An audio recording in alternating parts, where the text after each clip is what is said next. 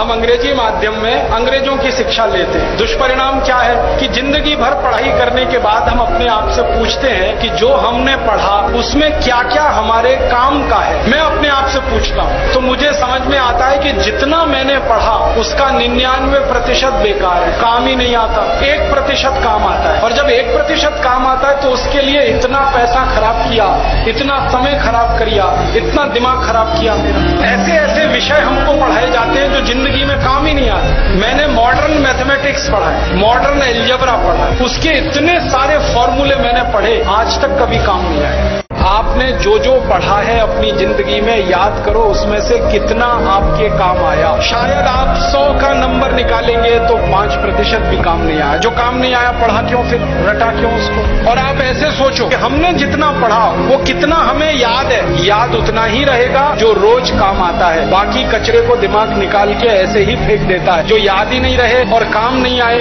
उसको पढ़ना और पढ़ाना क्यों? तो मैंने सोचा कि शिक्षा व्यवस्था बदलना बहुत जरूरी है। हमारे बच्चों के ऊपर इतना बोझा हो गया है, इस बोझे ने बच्चों को खत्म कर दिया।